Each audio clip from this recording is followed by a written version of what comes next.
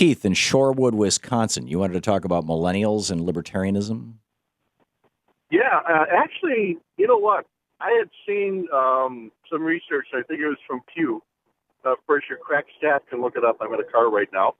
But that said that the millennials, and I think we're talking 21 on up, Tom. Yeah. Okay. I'm not sure, frankly, but yeah, it's the people in their 20s, basically. Right. You got Gen X, Gen Y, and I think they're all covered by millennials. I saw. Now, this makes me two things make me very optimistic about the millennials. Number one, according to the research, this is the first cohort or generation that actually believes that government is the solution to problems, not the cause of problems. Right. And so, or can be. So they, yes, right, or they're open to the idea that it is. Right. And the second thing that makes me kind of optimistic is this will be a generation that'll be probably the least likely to vote against your self-interest. One of the, if you're talking about things that they're noticing, one of the things, of course, is the student debt that they got to carry. Right. When I went to college, 75% of my college was paid for by the state of Wisconsin.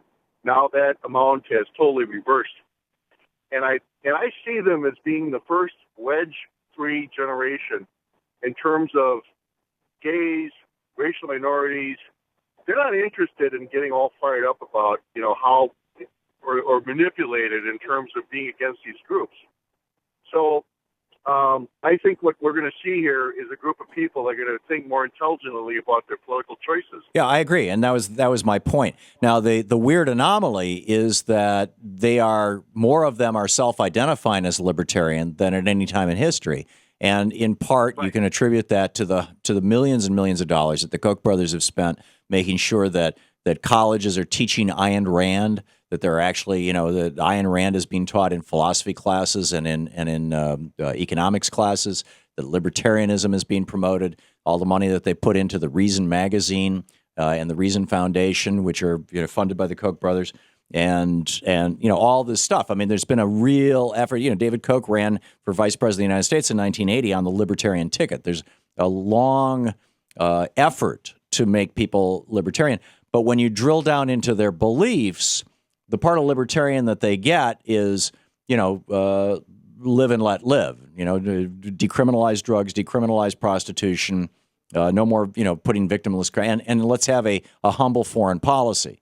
And I think that, everybody agrees with that. Not everybody agrees with that, but a lot of millennials agree with that.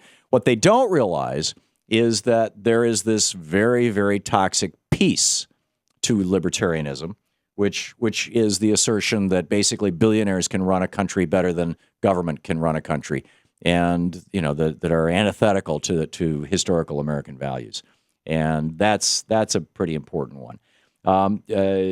Keith, thank you very much for the call.